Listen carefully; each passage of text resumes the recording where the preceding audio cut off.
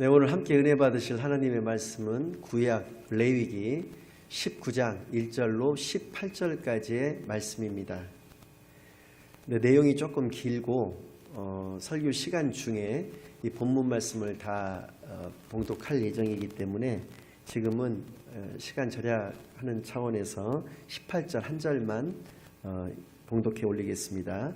원수를 갚지 말며 동포를 원망하지 말며 내 이웃 사랑하기를 내 자신과 같이 사랑하라. 나는 여호와이니라. 아멘. 하나님 아버지 감사드립니다. 거룩한 주일로, 거룩한 교회로, 거룩한 예배로 인도하여 주신 것을 진정으로 감사드립니다. 지금 이 시간 아버지께만 영광 돌려드리는 존귀한 시간으로 인도하여 주시옵소서. 모든 것을 감사드리오며 예수 그리스도의 이름으로 기도드리옵나이다. 아멘. 우리 크리스찬들에게 있어서의 신앙생활에는 크게 중요한 두 가지가 있습니다. 하나는 예배가 될 것이고요. 하나는 하나님 말씀에 순종하는 삶이 될 것입니다.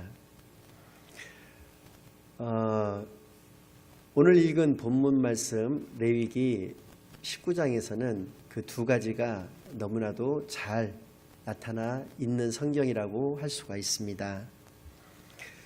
물론 레위기서는 모세 일대기로부터 출애굽의 과정이 그려진다거나 다윗이 골리앗을 무찌른다거나 요셉의 어떤 그 파란만장한 인생 여정이 묘사된다고 하는 식의 좀 알기 쉽고 재미있는 성경은 아닙니다.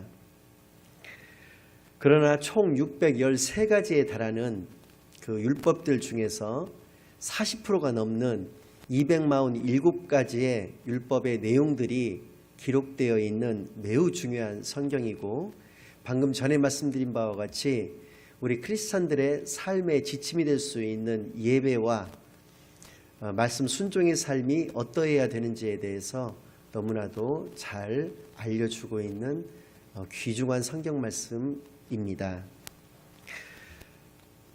특별히 오늘 본문 말씀에서는 율법의 정신이라고 할 수 있는 그 거룩에 관련된 그 말씀이 잘 기록되어져 있고, 그 거룩은 결국은 하나님의 말씀의 핵심이라고 할 수 있는 사랑하고도 연관이 되어지는데, 그것을 이 시간 여러분들과 함께 알아보는 시간을 통해서 하나님이 과연 원하시고 기뻐하시는 삶이 어떠한 것인지에 대해서 우리가 정확하게 깨달아 하나님의 자녀된 삶을 온전히 살아가시는 데 부족함 없는 귀한 하나님의 자녀들 다 되시기만을 간절히 축원합니다. 그럼 먼저 1절과 2절 말씀을 보시겠습니다. 여호와께서 모세에게 말씀하여 이르시되 너는 이스라엘 자손의 온 회중에게 말하여 이르라. 너희는 거룩하라. 이는 나 여호와 너희 하나님이 거룩함이니라. 아멘. 우리 하나님의 자녀인 우리에게 거룩하라고 말씀하고 계십니다. 그 이유는 하나님이 거룩하시기 때문에 그렇다는 것입니다. 왜 하나님이 거룩하시기 때문에 우리도 거룩해야 하느냐? 하나님이 우리의 아버지가 되시기 때문에 그렇다는 것입니다. 하나님, 우리 아버지가 거룩하시기 때문에 하나님의 자녀된 우리가 거룩해야 한다고 말씀을 하고 계십니다. 우리가 옆집 아저씨를 닮아서는 안 되는 것처럼 하나님의 자녀라고 하는 우리가 하나님 아버지를 닮지 않는다는 것은 말이 되지 않는다는 것이죠. 3절부터는 그 거룩의 내용들이 자세하게 나와 있습니다. 첫 번째, 너희 각 사람은 부모를 경외하고 나의 안식일을 지키라. 나는 너희의 하나님 여호와이니라 라고 말씀하고 계십니다. 첫 번째가 하나님과 우리하고의 관계가 나와 있는 10계명에서 1계명부터 제4계명까지가 아니고 인간과 인간과의 관계에 대해서 잘 기록되어져 있는 제5계명, 내 부모를 공경하라가 응용되어 있는 내 부모를 경외하라라고 말씀을 하고 계십니다. 부모를 공경도 아닌 경외하라고 말씀하고 계시는 것입니다. 경외는 두려워하는 것입니다.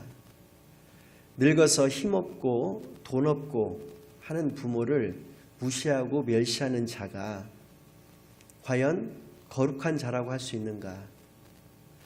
또 그렇게 하고 있는 세상 사람들과 같이 우리가 그렇게 한다는 것이 과연 구별된 삶을 살아간다고 말할 수 있는 것인가라는 것입니다. 하나님의 자녀라고 하는 우리가 육신의 부모를 경외하지 않는데 과연 하나님을 경외할 수 있겠는가라고 하는 것입니다. 그럴 수 없다라고 하는 것이 오늘 말씀에 첫 번째로 나와 있는 의미가 되겠습니다. 너희 각 사람은 부모를 경외하라 이렇게 말씀하고 계십니다. 거룩함의 시작은 육신의 부모를 경외하는 것에서부터 시작한다라고 하는 것을 우리가 잘 알 수가 있습니다. 두 번째로 나의 안식일을 지키라고 하십니다. 하나님의 안식일을 지키라는 것입니다. 하나님의 안식일을 지키라는 의미는 하나님을 믿고 안식일에 안식할 수 있도록 하라는 것입니다. 우리가 안식일에 안식할 수 있다는 것은 하나님을 믿지 않는다면 불안할 수밖에 없습니다. 염려가 될 수밖에 없습니다. 그러나 하나님은 불안하지도 염려하지도 말고 나를 신뢰한다면 나의 그 안식일을 지킬 수 있도록 하나님께서 우리를 책임져 주시기 때문에 그것을 지킬 수 있도록 분명하게 말씀해 주고 계시는 것입니다. 따라서 거룩은 무엇을 꼭 한다는 것보다는 아무것도 안 하는 것에서부터 시작된다는 것을 우리가 또 알 수가 있는 것입니다. 선악을 알게 하는 나무의 실과를 안 따먹는 것이 바로 순종인 것입니다. 선악을 알게 하는 나무의 실과를 안 먹는 것 그 자체가 거룩함의 모습인 것입니다. 하나님께서는 더 나아가 우리 자신뿐만 아니라 나의 가족까지, 나의 종들까지, 또 심지어 나의 가축까지도 안식일에 안식할 것을 명령하셨습니다. 나는 안식하지만 나의 종업원들에게 안식하게 하지 않는다면 그것은 온전한 거룩의 모습이 될 수가 없는 것입니다. 그건 이방인들의 모습이 그렇다는 것이죠. 하나님의 자녀라고 할 수 있는 우리의 거룩은 하나님의 안식일을 지키는 것에서 비롯된다라는 것을 명심할 수 있도록 하기를 바라겠습니다. 4절입니다. 너희는 헛된 것들에게로 향하지 말며 너희를 위하여 신상들을 부어 만들지 말라. 나는 너희의 하나님 여호와이니라 라고 말씀하고 계십니다. 헛된 것들에게로 향하지 말라고 하셨으니까 헛된 것들은 어떤 것들이 헛된 것들인가 알아볼 필요가 있겠습니다. 당연히 하나님의 기뻐하심이 그 기준이 되는 것입니다. 하나님이 기뻐하신다면 그것은 세상에서 아무리 가치가 없고 하찮은 것이라 할지라도 우리에게는 굉장히 소중한 것이 될 것입니다. 세상에서 아무리 가치가 있고 소중한 것이라 할지라도 하나님이 보시기에 기뻐하시지 않는 것이라고 한다면 그것은 헛된 것에 불과할 뿐이겠습니다. 그래서 우리가 돈을 향해서 또 세상의 성공을 향해서 세상의 명예를 향해서 우리가 열심히 살아간다면 하나님께서 그 모습을 기뻐하실까? 우리가 마약이나 술이나 담배 같은 거에 찌들어 있는 모습을 하나님께서는 기뻐하실 것인가? 라는 것입니다. 우리가 쾌락을 쫓는다거나 성에 탐닉한다거나 도박 같은 것에 중독되어 있는 삶을 살아가는 것이 하나님이 기뻐하시는 모습이겠는가? 그것은 결코 아닐 것입니다. 그렇다면 그런 것들은 모두가 다 헛된 것들일 수밖에 없고 그런 것들로 향하지 말라고 하나님께서는 분명히 우리에게 말씀해 주고 계십니다. 그리고 우리에게는 우상을 숭배하지 말 것을, 나의 자녀가 우상이 될 수가 있겠고 물질이 우상이 될 수도 있을 것입니다. 그런 것들을 섬기지 말고 만들지도 말 것을 하나님께서는 분명히 우리에게 말씀해 주고 계십니다.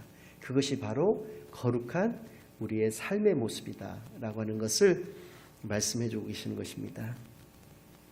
거룩은 여러분들 어려운 것이 아닙니다. 우리가 세상을 살아갈 때는 거룩이라는 단어를 들을 수가 없지만 성경에서는 400번 넘게 거룩이라는 말씀이 나오고 있습니다.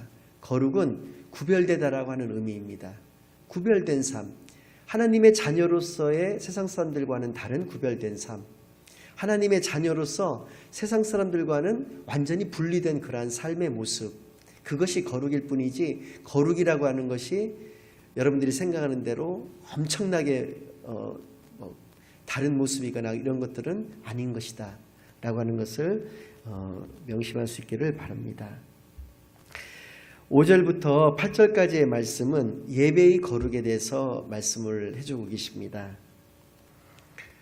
이 내용은 약간의 충격적인 내용이 포함되어 있는데요. 제가 봉독해 올리겠습니다. 너희는 화목 제물을 여호와께 드릴 때에 기쁘게 받으시도록 드리고 그 제물은 드리는 날과 이튿날에 먹고 셋째 날까지 남았거든 불사르라. 셋째 날에 조금이라도 먹으면 가증한 것이 되어 기쁘게 받으심이 되지 못하고 그것을 먹는 자는 여호와의 성물을 더럽힘으로 말미암아 죄를 담당하리니 그가 그의 백성 중에서 끊어지리라. 이렇게 말씀하고 계십니다. 예배의 거룩도 어떤 것이 거룩한 예배냐, 하나님께서 기쁘게 받으시는 예배가 거룩한 예배라는 것을 말씀해 주고 계십니다. 5절과 7절에 두 번이나 반복해서 말씀을 해주고 계십니다. 그런데 하나님이 기뻐 받으시는 예배가 어떤 것인가에 대해서는 구약의 그 제사 중에서 화목제를 예를 들어주고 계십니다. 이스라엘의 5대 제사는 번제가 있고 소제가 있고 화목제가 있고 속건제가 있고 속죄제가 있습니다. 그 5대 제사 중에서 화목제의 특징이 방금 읽은 그 본문 말씀 속에 잘 드러나 있는데요. 자신이 소나 양과 같은 화목제물을 하나님께 다 드린 후에, 그러니까 예배가 마쳐진 후에 그 첫째 날과 둘째 날은 하나님께 드린 그 제물을 먹을 수가 있게 되어 있습니다. 그러나 셋째 날에는 그것이 남았다면 그것을 불살라 폐기 처분할 것을 말씀을 해주고 계시는 것이 화목제의 특징이 되겠습니다. 그런데 그 첫째 날과 이튿날 동안 그 화목제물을 다 먹기 위해서는 제가 한 가지 예를 들어 드린다면 소를 만약에 화목제물로 택해서 잡았다고 가정을 하겠습니다. 한 가족이 5인 가정이라고, 한 가정이 5인 가족이라고 또 가정을 하면 당시에 하루에 2끼 정도를 식사를 했을 것이고 5인 가족이 각 사람이 한 끼당 1kg 정도를 먹었다고 했을 때에는 하루에 5kg 정도를, 그리고 10kg 정도를 먹게 되는 것이고 이틀에 걸쳐서 먹는다고 그러면 20kg 정도를 먹게 되는 것입니다. 그 가정이 20kg를 먹는다면 만약에 1000kg 정도 되는 소를 잡아서 화목제물로 드렸을 때에는 980kg나 되는 남은 그 소를 불살라서 폐기 처분해야 된다는 결론이 나오게 되는 것입니다. 그래서 하나님께서는 셋째 날에 남았으면 불사르라고 하신 그 말씀의 의미가 내가 알고 있는 나의 친지, 친척, 그리고 이웃들, 내가 알고 있는 그 밖에 모든 사람들을 다 불러서 같이 화목제를 하나님 앞에 드릴 것을 말씀해 주고 계시는 것입니다. 그래서 그 제사를 드렸던 첫째 날과 둘째 날에 걸쳐서 그 화목제물을 다 같이 먹을 수 있도록 축제의 장을 마련을 하고 또 같이 그렇게 하나님의 그 섬김과 또 사랑의 교제를 같이 나눌 수 있도록 하신 것이 화목제에 담겨 있는 하나님의 뜻이 될 것입니다. 결국은 하나님이 기뻐 받으시는 예배라는 것은 나 혼자서 드려지는 예배가 아니라 이웃과 함께 드려지는 예배를 하나님께서는 기뻐 받으시는 예배가 된다라고 하는 것을 우리가 알 수 있다는 것입니다. 여러분, 우리가 만약에 내가 온전한 복음을 깨달았다고 해서 나 혼자서만 하나님 앞에 예배를 드린다고 한다면 그것을 과연 하나님께서는 기뻐 받으시겠는가 하는 것입니다. 오늘 분명히 19장 5절에서 8절 말씀에서는 그렇지 않다는 것을 화목제의 예를 통해서 우리에게 분명하게 말씀해주고 계십니다. 이것을 온전히 깨달아하는 귀중한 시간이 되시기를 바라겠습니다. 9절과 10절 말씀을 읽겠습니다. 너희가 너희의 땅에서 곡식을 거둘 때 너는 밭 모퉁이까지 다 거두지 말고 내 떨어진 이삭도 줍지 말며 내 포도원의 열매를 다 따지 말며 내 포도원에 떨어진 열매도 줍지 말고 가난한 사람과 거류민을 위하여 버려두라. 나는 너희의 하나님 여호와이니라 라고 말씀해주고 계십니다.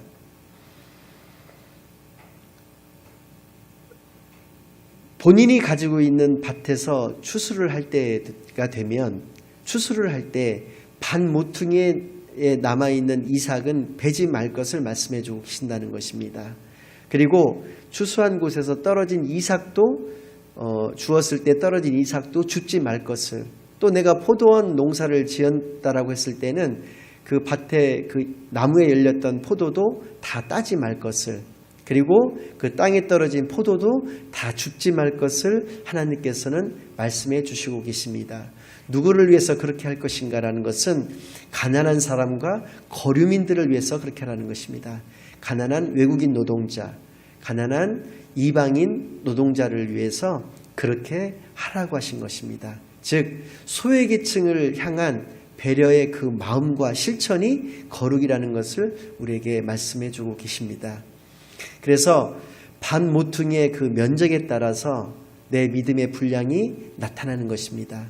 성경에서는 분명히 밭 모퉁이를 남겨두라고 했을 뿐이지 밭 모퉁이에 대한 면적에 대해서는 말씀해 주고 계시지를 않습니다. 내가 밭 모퉁이를 이만큼을 남겨놨다면 나의 믿음의 분량은 그만큼일 것입니다.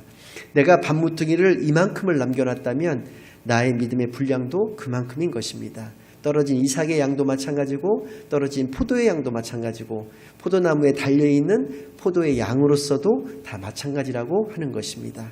그것이 가난한 사람과 가난한 거류민들을 위해서 그렇게 하는 것이기 때문에 그렇다는 것입니다.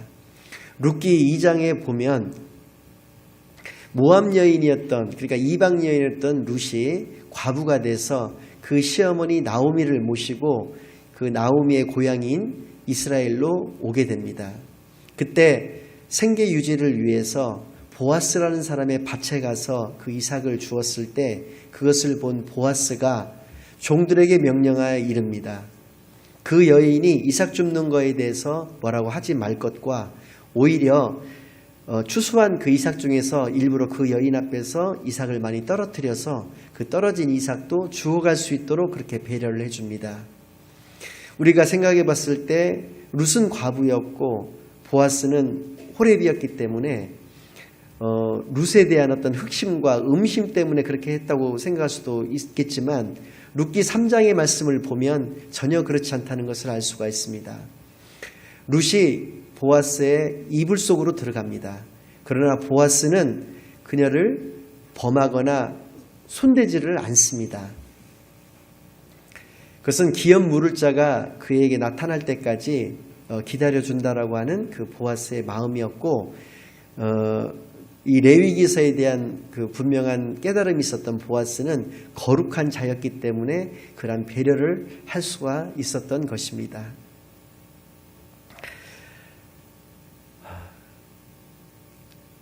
11절과 12절 말씀을 계속해서 봉독해 올리겠습니다.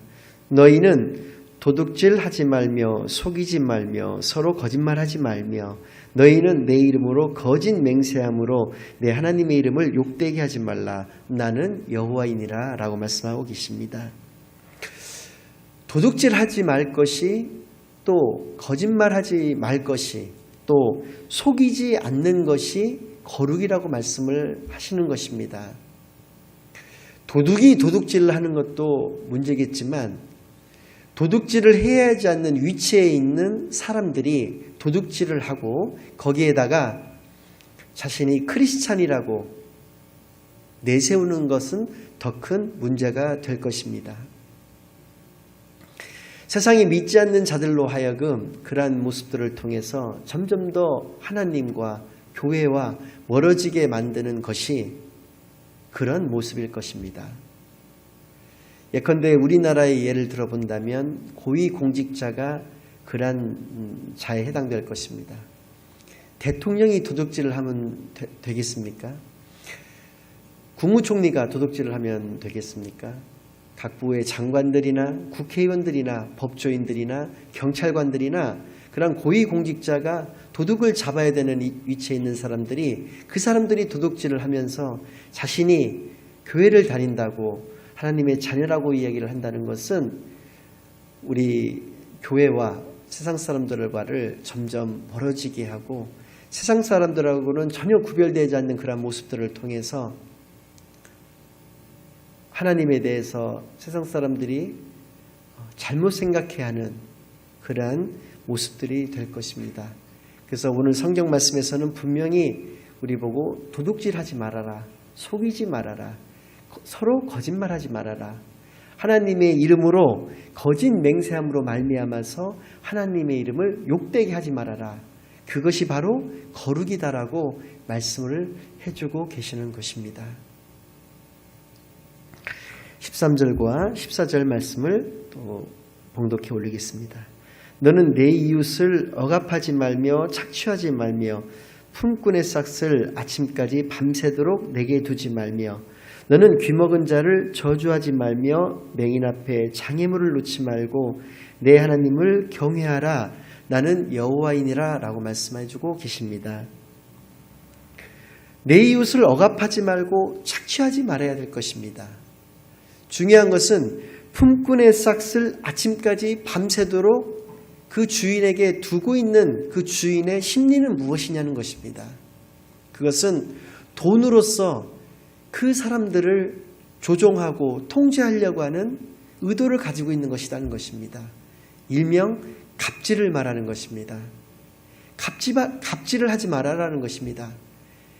또 맹인 앞에 맹인이 걸려 넘어지도록 장애물을 놓지 말아라는 것입니다. 귀머거리가 귀가 들리지 않는다고 해서 그를 조롱하지 말라고 말씀하고 계십니다. 그에게 저주하지 말라고 말씀해 주고 계시는 것입니다. 우리는 과연 그런 모습이 없는지 생각해 봐야 할 것입니다. 우리가 약자라고 해서 억압하고 핍박하고 조롱하고 그런 모습들이 우리에게는 없었는지, 과연 그런 자가 하나님의 자녀라고 또 거룩한 삶을 살고 있는 그러한 자라고 이야기를 할 수 있는 것인지 오늘 깊이 생각해 보는 시간이 되시기를 바라겠습니다. 하나님을 경외하면 그렇게 하지 못한다는 것입니다. 하나님을 두려워하면 그렇게 하지 못한다고 분명히 말씀하고 계시는 것입니다. 즉 하나님을 두려워하지 않기 때문에 그렇게 하나님의 형상인 그들을 그렇게 괴롭히고 억압하고 착취하고 할 수 있다는 것은 하나님을 두려워하지 않는 자들의 모습일 뿐이다 라는 것이 오늘 말씀의 포인트가 되겠습니다. 15절과 16절 말씀을 계속해서 봉독해 올리겠습니다. 너희는 재판할 때 불의를 행하지 말며 가난한 자의 편을 들지 말며 세력 있는 자라고 두둔하지 말고 공의로 사람을 재판할지며 너는 내 백성 중에 돌아다니며 사람을 비방하지 말며 내 이웃의 피를 흘려 이익을 도모하지 말라. 나는 여호와이니라. 하나님의 형상을 닮은 인간이기에 우리들도 하나님과 같이 공의의 모습을 가질 수 있습니다. 특히 법조인들이 그렇죠. 판사가 법을 집행할 때 공의로서 집행을 할 것입니다. 그런데 사람의 공의와 하나님의 공의는 차이가 있습니다. 사람은 공의를 행한다고 하면서 불의를 행할 수가 있다는 것입니다. 그러나 하나님은 하나님이 행하시는 모든 것은 불의가 있을 수 없다라고 분명히 말씀해 주고 계십니다.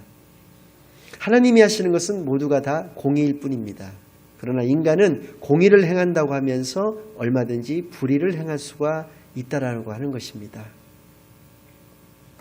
그래서 인간의 공의에 세 가지 기준을 말씀해 주고 계십니다. 첫째가 불의를 행하지 말 것. 둘째가 가난한 자라고 해서 그 편을 들지 말아라. 공평하게 해야 된다는 것이죠. 특별히 세력이 있는 자라고 해서 두둔하지 말아라 이렇게 말씀을 해주고 계십니다. 이것이 인간이 주의해야 될 공의의 모습인 것입니다. 하나님이 하시는 모든 것은 모두가 다 공의입니다. 그러나 인간이 하는 공의는 이 세 가지를 주의해야 되는 것입니다. 불의를 행하지 말아야 될 것이고, 가난한 자라고 해서 무조건적인 편을 들어서는 안 될 것이며, 세력 있는 자라고 두둔하지 말아야 할 것을 분명히 말씀해 주고 계시는 것입니다. 세상에 권세 있는 자라고 해서 그를 두려워하거나 그를 무서워한다거나 하는 것은 하나님의 경외하는 그런 자의 모습이 결코 될 수가 없다라고 하는 것을 깨달아는 시간이 되기를 바라겠습니다. 특별히 16절 말씀 중에서 우리가 주의할 것이 있습니다. 너는 내 백성 중에 돌아다니며 사람을 비방하지 말라고 하십니다. 뒷담화하지 말라는 것입니다. 남의 말을 전하는 것을 하지 말라는 것입니다. 어느 일방의 말을 듣고 선입관을 가지고 그 다른 쪽을 판단하거나 매도하거나 하지를 말하라고 하는 말씀입니다. 그런 것들을 통해서 남에게 피 흘리게 하고 그로 인해서 자신의 이익을 도모하려고 하는 것을 하지 말라고 분명히 말씀을 해주고 계시는 것입니다. 이웃을 배려치 않는 것은 내가 그 이웃을 사랑하는 마음이 없기 때문에 그런 것입니다. 이웃을 사랑하지 않는다는 것은 하나님을 사랑하지 않는다는 증거인 것입니다. 돌아다니면서까지 사람을 비방한다는 것은 정말 큰 문제가 아닐 수가 없습니다. 적극적으로 사람을 미워하는 결과니까요. 결론을 17절 18절에서 봉독을 하고 말씀을 올리겠습니다. 너는 내 형제를 마음으로 미워하지 말며 내 이웃을 반드시 견책하라 라고. 그러면 내가 그에 대하여 죄를 담당하지 아니하리라. 원수를 갚지 말며 동포를 원망하지 말며 내 이웃 사랑하기를 내 자신과 같이 사랑하라. 나는 여호와이니라 라고 말씀을 해주고 계십니다. 너는 내 형제를 마음으로 미워하지 말며 내 이웃을 반드시 견책하라고 하십니다. 견책이라는 것은 어떠한 잘못을 보았을 때 그 잘못을 꾸지람하고 나무라고 혼내는 것을 이야기를 하는 것입니다. 그런데 꾸지라고 나무라고 혼낼 때 그것의 그 마음 속에 그 사람을 미워하는 마음이 있어서는 안 된다는 것입니다. 그 마음 속에 미워하면서 견책한다는 것은 그건 거룩이 아닙니다. 또 그 사람을 미워하진 않지만 잘못이 있는데도 견책하지 않는 것 역시도 거룩한 모습은 아닌 것입니다. 하나님을 경외하는 자의 모습은 하나님께서 거룩하시기 때문에 우리들도 거룩하라고 하셨는데, 거룩한 자의 모습은 그 사람이 하나님 앞에서 잘못을 하고 죄를 지었을 때 반드시 견책할 것과 견책할 때 그 마음 속에는 미워하는 마음이 있어서는 안 된다는 것을 분명히 말씀해 주고 계시는 것입니다. 18절에는 정말 중요한 말씀이 담겨 있는데요. 원수를 갚지 말고 동포를 원망하지 말라고 하십니다. 왜 그렇습니까? 이것은 하나님의 영역이라는 것입니다. 우리에게도 하나님을 닮았기 때문에 공의의 모습이 분명히 있습니다. 그러나 앞서 말씀드린 바와 같이 우리는 불의를 행할 수 있는 불완전한 공의입니다. 그러나 하나님께서는 완전한 공의이시기 때문에 그것은 하나님의 몫이라는 것입니다. 그것을 우리가 공의를 행한답시고 원수를 갚거나 동포를 원망하며 미워한다는 것은 하나님의 영역에 침범하는 교만이 되는 것입니다. 그것은 온전히 하나님에게 맡기고 우리는 내 이웃 사랑하기를 내 자신을 사랑하는 것 같이 해야 된다는 것입니다. 왜 그러냐면 하나님께서는 사랑이시기 때문에 그렇습니다. 결국은 우리가 거룩해야 하는 것은 하나님이 사랑이시고 하나님이 거룩하시기 때문에 우리도 사랑이고 거룩이 해야 된다는 것을 말씀해 주시고 강조해 주시는 그러한 것입니다. 그래서 18절 말씀에 원수를 갚지 말며 동포를 원망하지 말며 내 이웃 사랑하기를 내 자신과 같이 사랑하라. 나는 여호와이니라. 이 말씀은 구약 전체에 핵심이 될 수 있을 것이고 성경 전체의 핵심이 될 수 있는 말씀인 것입니다. 이 말씀 따라서 살아가시는 여러분들이 되시기를 예수 그리스도의 이름으로 간절히 축원합니다.